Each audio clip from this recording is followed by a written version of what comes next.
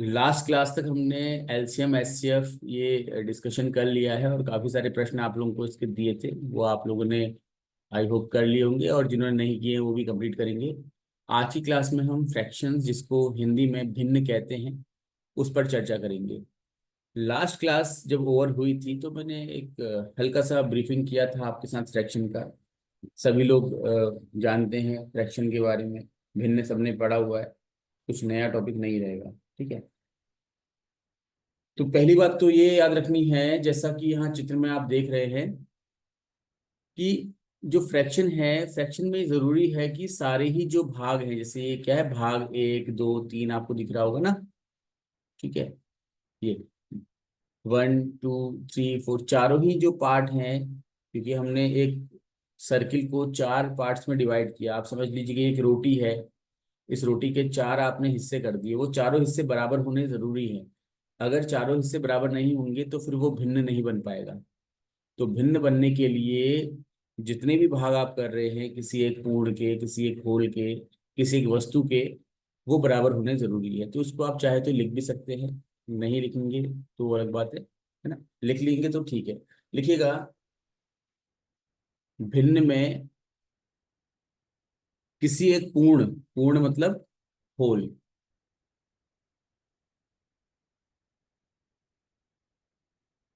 Whole के सभी भाग समान होते हैं। ठीक है, all parts of a whole are equal in fraction.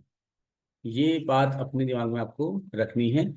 हालांकि जब आपको प्रश्न मिलेंगे एग्जाम में तो वहां पर ये चीज नहीं आएगी। वहां पर भिन्न वो बोल रहा है, शब्द का प्रयोग कर रहा है, फ्रैक्शन, तो ऑटोमेटिकली उसमें ये इंक्लूडेड है कि सारे पार्ट समान हैं। ये तो बस एक कंसेप्ट को बनाने के लिए है, क्योंकि जब आप कल डीएलएड करने जाओगे तो वहां पर ये इस तरह के छोटे छोटे कंसेप्ट आपके सामने रखे जाते हैं, फिर कई बार आता है, कई बार नहीं आता है ना। तो चलिए, भिन्नों के प्रकार देख लेते हैं हम। कई प्रकार की भिन्नें होती हैं। तो स्क्रीन अगर आप लोगों को दिख रही है, आवाज आई तो एक बार यस बोल दीजिएगा।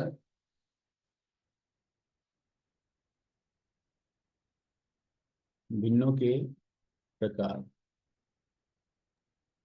और मैंने पहले भी कहा है, कॉपी पेन लेकर के लिखते हुए चलिएगा साथ साथ में। देखो, भिन्नों के प्रकार में एक प्रकार तो ऐसा होता है कि जो उसके हर, यानी कि फ्रैक्शन के डिनोमिनेटर पर डिपेंड करता है। अच्छा, फ्रैक्शन कैसा है आपका, जैसे ए अपॉन बी कोई फ्रैक्शन है। ठीक है, अब इस ए अपॉन बी में जो ऊपर वाला भाग है, इसको हम बोलते हैं हिंदी में अंश, और इंग्लिश में न्यूमरेटर। छोटा जो नीचे का जो भाग है बी, इसको बोलते हैं हम हर, और इंग्लिश में डिनोमिनेटर बोलते हैं। अब ये अंश और हर क्या है, इसको समझ लेते हैं। जैसे कि ये कोई एक वृत्त है, या फिर एक कोई वस्तु है। इस वस्तु के हमने चार भाग कर दिए। अब इन चार भाग में एक भाग में हमने शेड कर दिया ये। ठीक है, तो अगर मैं आपसे पूछता हूं कि कुल भाग कितने हैं, कितने भाग हैं कुल, चार भाग हैं। ठीक है, one two three and four. तो कुल भाग कितने हैं, चार। और यही क्या है, इसका हर कहलाता है। हर मतलब उस वस्तु के कुल कितने भाग हैं, वो है हर। ठीक। अच्छा, ये जो शेड किया हुआ है, इसको हम हिंदी में बोलते हैं छायांकित भाग।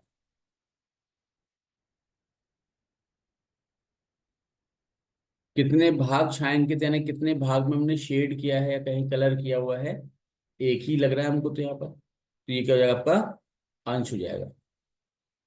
ठीक है, मतलब ये है कि उस वस्तु के जितने भी आप भाग कर रहे हैं, यहाँ पर चार हैं, कहीं दो हो सकते हैं, कहीं पर आठ हो सकते हैं, तो कुल भागों की संख्या को हम कहते हैं हर। ठीक है, कुल भागों की संख्या क्या है आपका, हर है। राइट। अब उन कुल भागों में से किसी भाग में आपने कलर कर दिया या शेड कर दिया, कुछ भाग आपके अनशेडेड रह गए, है ना, अनकलर्ड रह गए। तो इनमें से अगर हम कलर भाग को ले रहे हैं तो हम कहेंगे कि एक भाग छायांकित है, एक भाग कलर्ड है, वो भी अंश है। और अगर हम ले रहे हैं अनकलर्ड या अनशेडेड भाग को हम कहते हैं कि अछायांकित भाग कितने हैं, तो अनकलर्ड भाग कितने हैं, 3 है, तो ये भी आपका अंश है। तो याद रखना है, अंश हमेशा क्या होगा, हर से छोटा होगा। ऑब्वियस बात है, कुल भाग जो है वो हर है, और उन कुल भागों में से कुछ भागों में हम रंग करेंगे नहीं करेंगे तो वो कुल का कुछ कम ही होगा, ठीक है। तो कुल भाग यानी हर, हर से हमेशा अंश छोटा होता है, ये बात याद रखनी है। तो देखिएगा, हर यानी denominator is always greater then अंश यानी न्यूमरेटर। तो एक सही जो भिन्न होती है, जो एक्चुअल जो फॉर्म होता है फ्रैक्शन का, वो ये होता है कि उसमें हर हमेशा अंश से बड़ा होता है। हर और अंश के बारे में आपको जानकारी पहले से है, ये नया विषय नहीं है, नया टॉपिक नहीं है। अगर फिर भी किसी को कोई डाउट रह जाएगा तो प्लीज आप लोग बोलिएगा, मैं और एक्सप्लेन कर दूंगा। हमको कम समय में अधिक से अधिक कंटेंट पढ़ना है, तो इसलिए इस तरह की छोटी छोटी डिस्कशन को हम शॉर्ट करके ही चलेंगे, ठीक है। तो कुल मिलाकर के एक बात तो क्लियर हो गई कि denominator is always greater than numerator, ये होना चाहिए, ठीक है। होना चाहिए मतलब कि यही उचित है, यही प्रॉपर तरीका है। तो भिन्नों के प्रकार की बात हम कर रहे थे, तो भिन्नों के प्रकार एक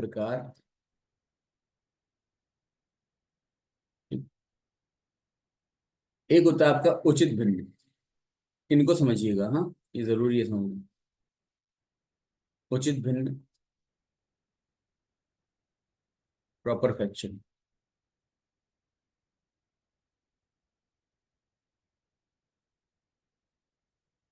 तो प्रॉपर फ्रैक्शन क्या होते हैं, जैसे मैं कुछ उदाहरण दे रहा हूँ आप लोगों को। 2/5 ये एक प्रॉपर फ्रैक्शन का उदाहरण है। 6/11 ये एक प्रॉपर फ्रैक्शन का उदाहरण है ना। 3/4 ये एक प्रॉपर फ्रैक्शन का उदाहरण है। तो अभी अभी मैंने आपसे कहा था कि हमेशा ये देखो, अब आप खुद बताओ कि 2/5 में हर क्या है, यानी कि डिनोमिनेटर क्या है, 5, नीचे वाला डिनोमिनेटर होता है, और ऊपर वाला क्या होता है, अंश होता है।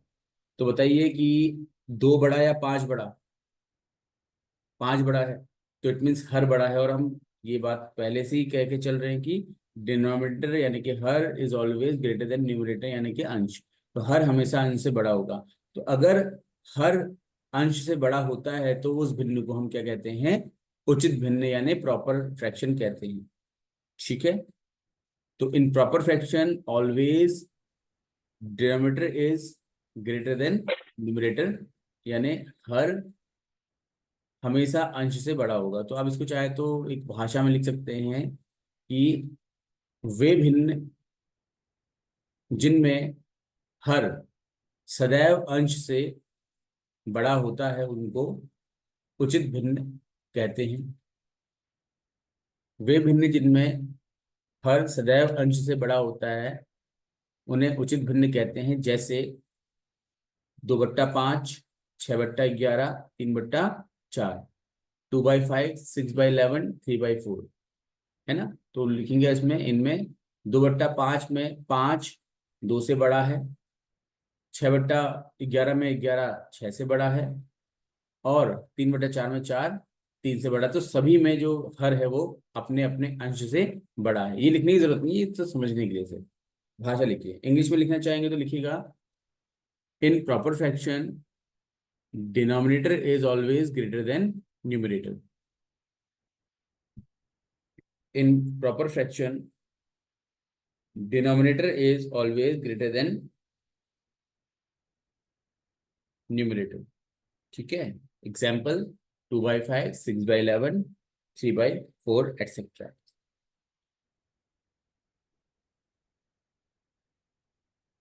चलिए, तो ये पहला प्रकार हो गया भिन्न का। अब दूसरे प्रकार की तरफ चलते हैं, अभी हम भिन्नों के प्रकार पढ़ रहे हैं। दूसरा प्रकार है अनुचित भिन्न।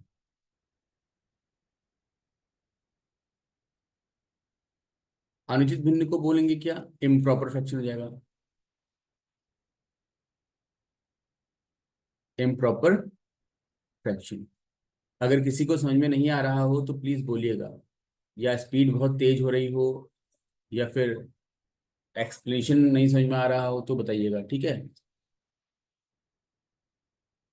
अभी हमने पढ़ा उचित, और अब हम पढ़ रहे हैं अनुचित। उचित में क्या था कि numerator, sorry denominator is always greater than numerator था, उचित में था ये, ठीक है। अनुचित मतलब उल्टा हो जाएगा। उल्टा मतलब अब ये नहीं रहेगा, अब होगा आपका numerator is always greater than denominator, या फिर इसको ऐसा कर लेते हैं हम, थोड़ा समझने के लिए आसान रहेगा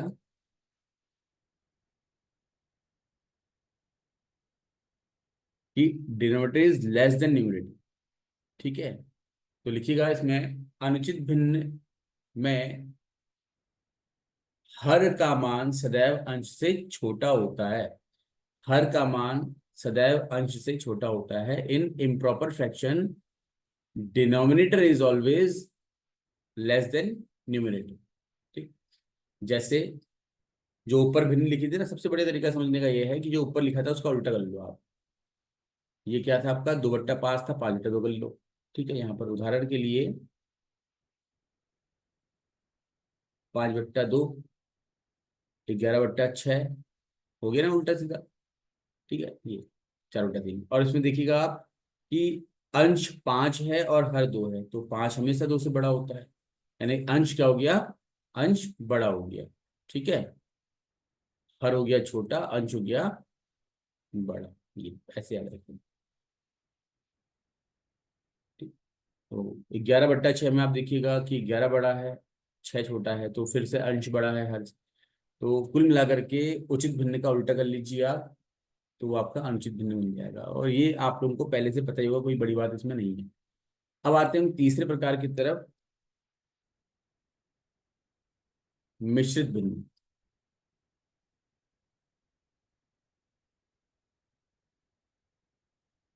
मिश्रित भिन्न कुछ नहीं होती है। मिश्रित भिन्न बस एक सॉल्यूशन के दृष्टिकोण से हम जो अनुचित भिन्न को सॉल्व करते हैं वही मिश्रित भिन्न होता है, बाकी कुछ नहीं है, ठीक है।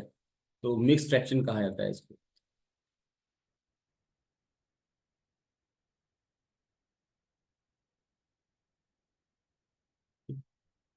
तो मिक्स फ्रैक्शन क्या होता है देख लेते हैं हम। जैसे हमने बोला अभी 5/2 था, तो इसको हमने सॉल्व किया, ये बन गया आपका 2 होल 1/2, ठीक है। तो ये मिक्स फ्रैक्शन हो गया। तो जो आपका इम्प्रॉपर फ्रैक्शन था उसको हमने थोड़ा सॉल्व किया, तो क्या हो गया आपका ये इस तरीके से बन गया। अब इसको मिक्स्ड क्यों कहा हमने, क्योंकि आप यहाँ पर अगर 2 को हटा देते हैं हम, 2 तो पूरा हो गया, बचा क्या, फ्रैक्शन का फॉर्म सिर्फ 1/2 है, तो ये प्रॉपर फ्रैक्शन बन गया, तो इसलिए इसको मिक्स फ्रैक्शन भी कह देते हैं, ठीक है। बहरहाल अभी आगे करेंगे तो और क्लियर हो जाएगा आप लोगों को। तो मिक्स फ्रैक्शन इस तरीके से होते हैं आपके। इम्प्रॉपर फ्रैक्शन का जो एक कॉम्प्लेक्स फॉर्म होता है उसको हम मिक्स फ्रैक्शन कहते हैं। 11/6 था ऐसे, तो इसे करेंगे हम 6 कम 6, बचा 5/6, तो 1 होल 5/6, ये एक मिक्स फ्रैक्शन है, ठीक है। एंड सिमिलरली जैसे 7/3 है हमारे पास, तो कुछ सोचिए आप, 3 2 ज़ा 6, 1/3, तो 2 होल 1/3। ये कैसे सॉल्व हो रहा है आप लोगों को पता ही होगा, बहरहाल फिर भी मैं एक बार समझा देता हूँ, ठीक है। जैसे कोई नंबर लिया आपने 13/4, इसे हमने मिक्स सेक्शन में कन्वर्ट करना है, तो करेंगे क्या, हम पहले इसको डिवाइड करेंगे, ठीक है। 4 से डिवाइड किया हमने 13 को, तो 4 का टेबल बढ़ गया, 4 3 ज़ा 12, ठीक है। 13 में से 12 कैंसिल हुआ, आपको भाग देना तो आता ही होगा। अगर किसी को डिवीजन और में भी दिक्कत आती है तो प्लीज़ मुझे पर्सनली आप कांटेक्ट करिएगा, मैं आपको अलग से सिखाऊंगा ये चीज़ें, ठीक, क्लास में नहीं हो पाएगा, है ना।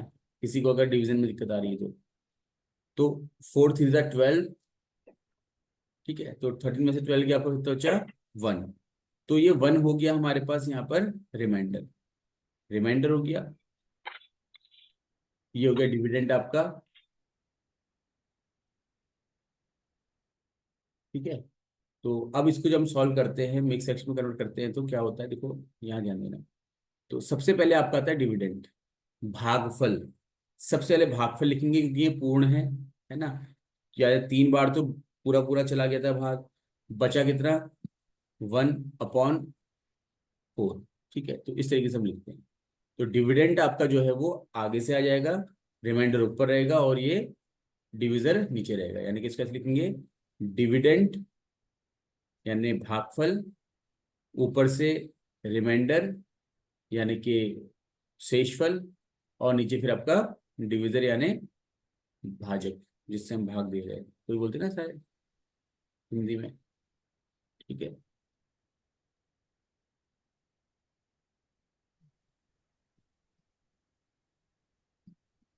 तो ये क्लियर है आप लोगों को, ये तो आता ही होगा, मैं तो बस ऐसी ये सोच करके कि क्या पता शायद किसी को ना आता हो, ये थोड़ा एक्सप्लेन कर दिया। आई मैं क्वेश्चन दूंगा तो वहां पर क्लियर हो जाएगा आपको आ रहा है नहीं आ रहा है करके। ठीक है, चलिए, दो ही क्वेश्चन देता हूँ, फिर दो क्वेश्चन से क्लियर कर लेंगे, क्यों। 21/4, यस सर। इसको मिक्स फ्रैक्शन में कन्वर्ट करिए आप। 16/3, इसे भी मिक्स फ्रैक्शन में कन्वर्ट, ठीक है, मिक्स फ्रैक्शन में कन्वर्ट करिए फटाफट। और जो भी आंसर आ रहा है उसको आप व्हाट्सएप ग्रुप में मैसेज कर दीजिए, क्योंकि आप पेन से कर रहे होंगे ना सॉल्व, तो उसकी फोटो खींच के व्हाट्सएप ग्रुप में डाल दो। ठीक है? मैं चेक कर लूंगा। अब आपको ये लगेगा कि ये तो इस तरह के प्रश्न एग्जाम में थोड़ी आते हैं, लेकिन ये प्रश्न एग्जाम में नहीं आएंगे, यही आपका बेस बनाएंगे, जो कि आपको आगे आने वाले प्रश्नों को सॉल्व करने में हेल्प करेगा।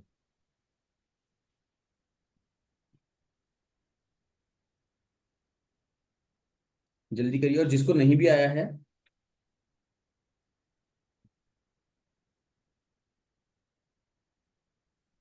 जिसको नहीं भी आया है वो पूछ सकता है।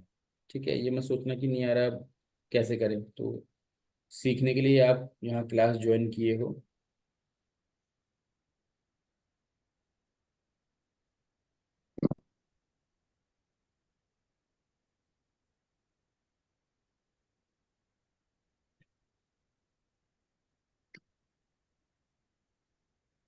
देखो करण, अभी आपने शायद पहली क्लास ज्वाइन की हुई है ना, तो आप कॉपी में सॉल्व करके उसको भेजिए, वो इसलिए मांगा जा रहा है कि ये कंफर्म हो कि भाई जो पढ़ रहा है वो क्लास में भी मतलब कॉपी में भी नोट करते चल रहा है करके। ठीक है,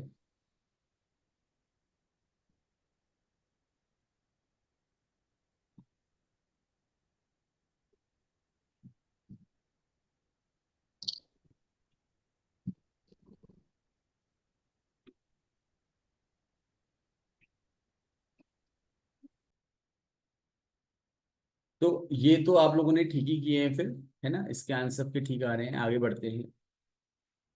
हम थोड़ा इनके जोड़ घटाना गुणा भाग देख लेते हैं। ठीक, भिन्नों में गणितीय गणनाएं कह सकते हैं इसको आप, अगर हेडिंग डालना चाहें तो।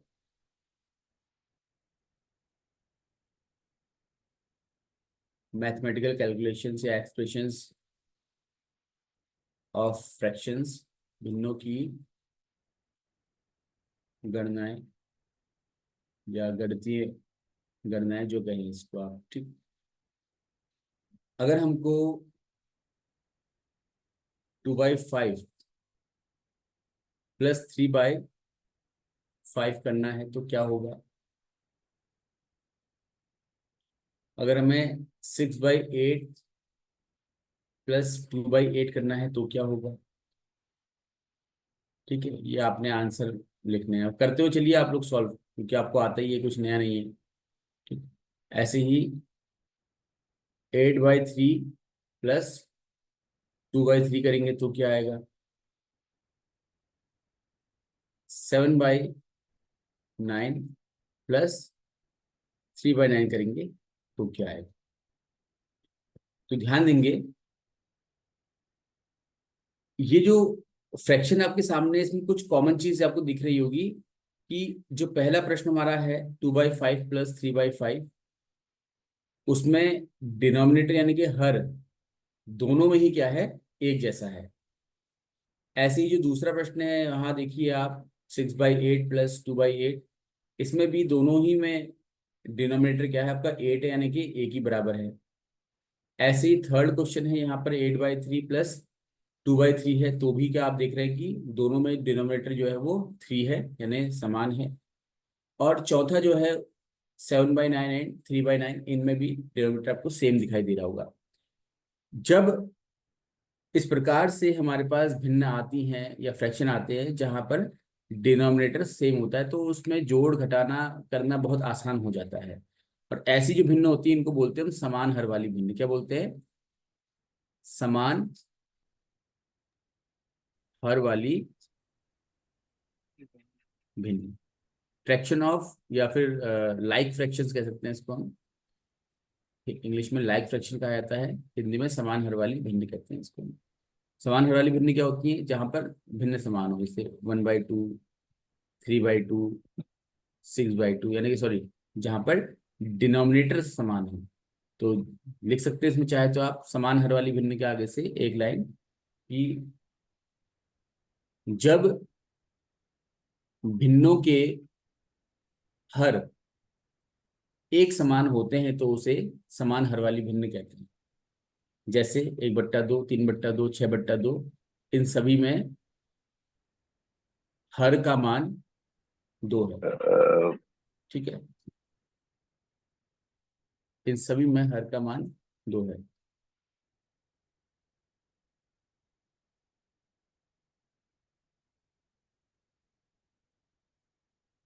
किसी को भी कहीं पर भी किसी कंसेप्ट को समझने में अगर कोई दिक्कत आ रही है, प्लीज पूछिएगा। अभी मौका है पूछने का। फिर जब हम क्वेश्चंस की तरफ चले जाएंगे तो फिर वहां पर आप पूछोगे तो टाइम बहुत लग जाएगा।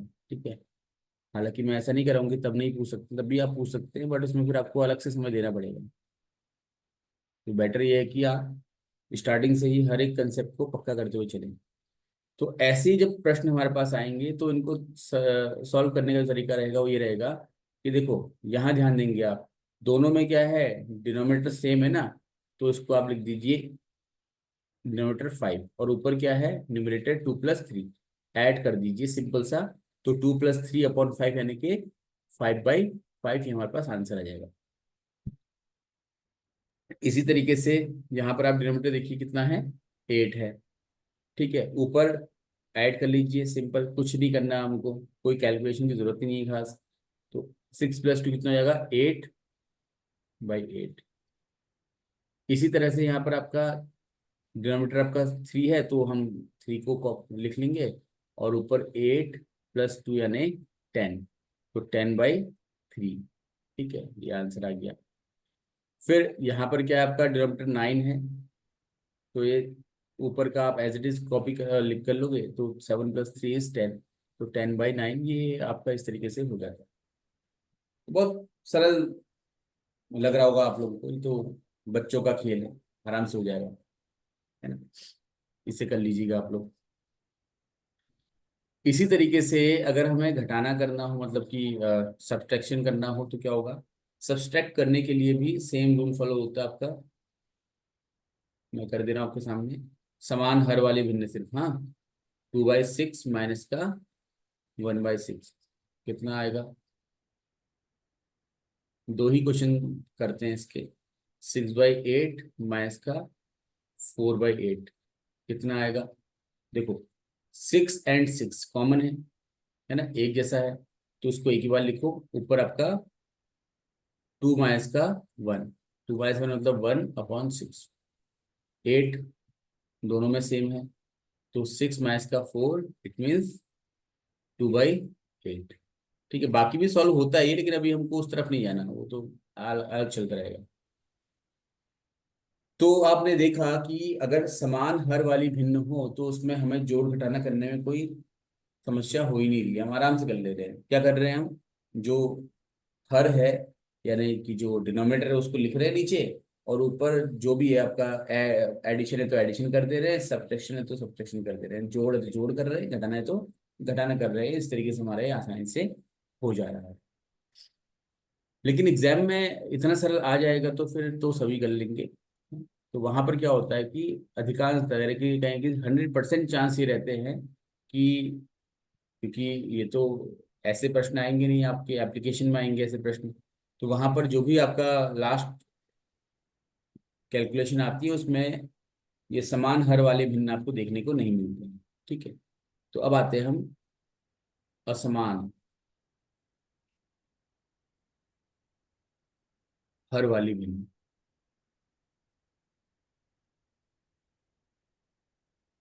यानी अनलाइक फ्रैक्शंस।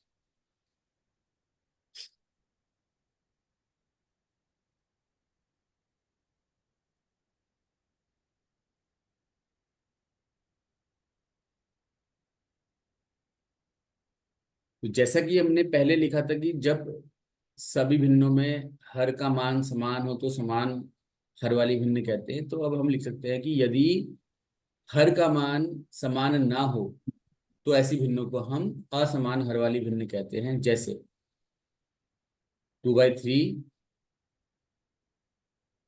6/4 एंड 1/5। तो आप देख रहे हैं इसमें कि 2/3 में हर का मान क्या है, 3 है।